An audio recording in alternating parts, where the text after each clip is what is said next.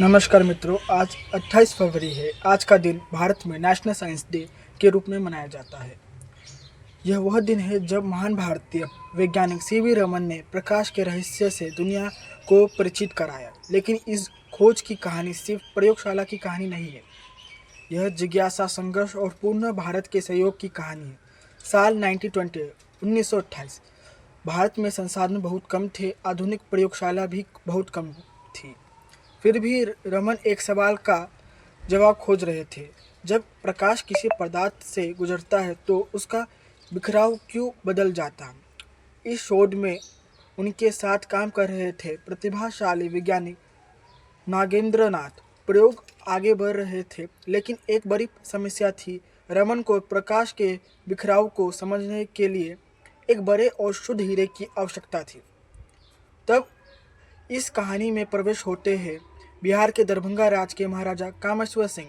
या कहा जाता है कि महाराज ने रमन की शोध के लिए एक बेहतर कीमती हीरा उपलब्ध कराया। यह लगभग 140 कैरेट का प्रसिद्ध पेशवा डायमंड माना जाता है, जिसे महाराज अपनी उंगली में अंगूठी के रूप में पहनते थे। इतना ही नहीं, उन्होंने शोध के लिए 2 हीरे दिए थे। एक लगभग 140 कैरेट का हल्का पीला हीरा और दूसरा लगभग 20 कैरेट का बिल्कुल साफ जोशित हीरा। यह हीरे इतने कीमती थे कि रमन को इनके लिए सेकंड बॉन्ड पर हस्ताक्षर करने पड़े। और कहा जाता है कि प्रयोग के दौरान इनके छात्र सूर्य भागवतम लगातार लगभग 48 घंटे तक 28 घंटे तक स्पेक्ट्रोग्राफी के पास ही सोते रहे, ताकि इन हीरो की सुरक्षा बनी रहे। उस समय भारत के प्रसिद्ध उद्योगपति घनश्याम दास बिरला जैसे लोगों ने भी भारतीय वैज्ञानिक और विज्ञान संस्थाओं को आर्थिक और सामाजिक सहयोग दिया। यानी यह सिर्फ एक वैज्ञानिक का काम नहीं था, यह पूरे देश की विश्वास और सहयोग की ताकत थी।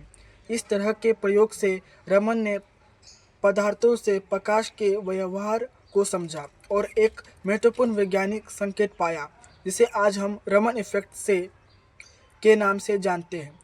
इस खोज ने पूरी दुनिया को चौंका दिया और फिर साल 1930 में सीवी रमन को मिला फिजिक्स का नोबेल प्राइज।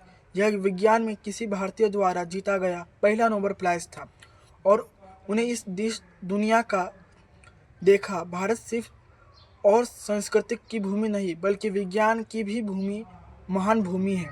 दोस्तों, यह कहानी हमें एक गहरी सीख देती है। महान खोज केवल प्रयोगशाला में नहीं बनती, वह बनती है जिज्ञासा, साहस और समाज के सहयोग से। एक वैज्ञानिक का सवाल, एक समाज का समर्थन और एक देश का विश्वास, यह मिलकर इतिहास बनाता है। इस साइंस डे पर सिर्फ किताब मत पढ़िए, सवाल पूछिए, प्रयोग कीजिए और नए खोज करने की हिम्मत रखिए, क्योंकि अगला बड़ा आविष्कार शायद आपके दिमाग में जन्म लेने वाला है। धन्यवाद। जय हिंद, जय भारत।